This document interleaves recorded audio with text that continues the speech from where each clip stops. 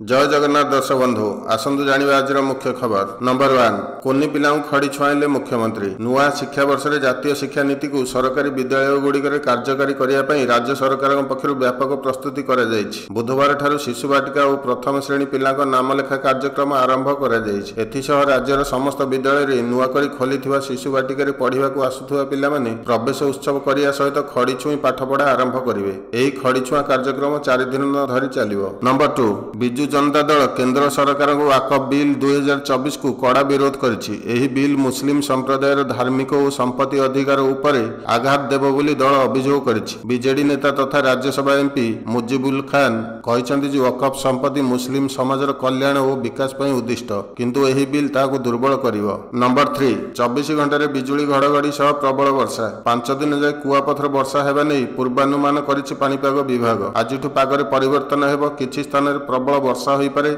आसंता April 5 तारिख जाए राज्यर विभिन्न जिले में वर्षा हेबा नहीं पानीपाग विभाग आकलन करिछि। बिजुली घड़घड़ी नहीं मध्य सतर्क कराइछि पानीपाग विभाग। नंबर 4 राति जाए चलियो विधानसभा विलंबित राति जाए चलियो विधानसभा सेथिपई समय सीमा संशोधन अणा जाइछि। एने सरकारी दल मुख्य सचेतन प्रस्ताव को मंजूरी देइछन्ति बाचस्पति। ओडिशा विश्वविद्यालय संशोधन बिल 2024 आलोचना चालू रही। ओडिशा राज्य राजपथ प्राधिकरण बिल पारित करियाकू राति 9टा पर भी आलोचना चली। बिल आगत होगा पर पारित नहीं चली आलोचना। यही आलोचना बेले उपस्थित अच्छा मुख्यमंत्री। नंबर 5 विजिलेंस जाल सहकारी जंत्री ग्रामीण कार्य विभाग सहकारी जंत्री काम बिल परिशोध करने लांच दाबी एवं ग्रहण करुवा समय ओडिशा विजिलेंस अधिकारी हाथ में धरा पड़ती। विजिलेंस सूत्र मिलता सूचना अनुଯାयी सहकारी जंत्री नरेश कुमार दास प्राय 7 लाख मूल्यर बाकी थी बिल करने भुवनेश्वर जड़े ठिकादार को 1 लाख लांच दाबी एवं ग्रहण करते। नंबर 6 सरकारी कर्मचारी पिंधिब हस्ततंत्र पोशाक ओडिशा सरकार राज्यर समृद्ध बयन ऐतिह्य को प्रोत्साहित करने गुरुवार हस्ततंत्र पोशाक पिंधिबा कर्मचारी एवं जनसाधारण को अनुरोध करछन्ति। आम पोशाक आम परिचय नामक ही प्रयासर लक्ष्य होउछि ओडिशार पारंपरिक हस्ततंत्र क्षेत्र को आलोकित करिबा एवं समर्थन करिबा।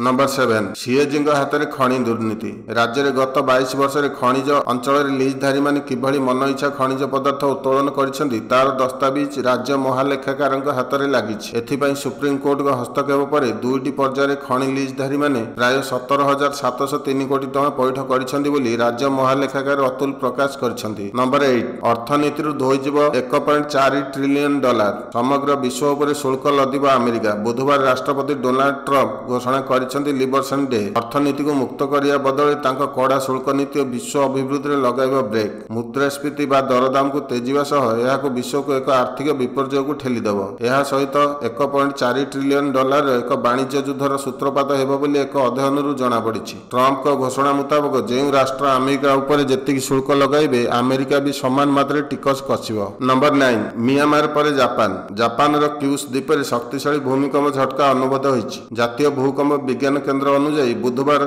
जापान क्यूस रिक्टर स्केल 6.0 तीव्रतार एक भूमिकंप अनुभूत होइछि। एही भूमिकंप जोगु लोक माने भयभीत होई घर बाहर को पळे आछिसंती। वर्तमान सुधा कौनसी क्षयक्षतिर सूचना मिली नहीं। नंबर 10 बांग्लोर को 8 विकेट रे परास्त कला Gujarat titans royal Challengers Bangalore को 8 विकेट रे परास्त करिछि। आईपीएल 2025 रे आरसीबी प्रथम थर पई तार घरोई ग्राउंड अर्थात एम चिन्नास्वामी स्टेडियम रे खेलुथिला किंतु सेठारे निराशार सम्मुखीन हेबाकू पड़िछि। लगातार 2टी विजय हासिल करिया परे बेंगालुरु को गुजरात हाथर पराजयर सम्मुखीन हेबाकू पड़िछि। मैच रे बेंगालुरु प्रथम बैटिंग करी 169 रन करथिला बेले जवाब रे गुजरात 13 बॉल बाकी थाई लक्ष्य हासिल करथिला। दर्शक बंधु ये थिला आजर मुख्य खबर। जय जगन्नाथ।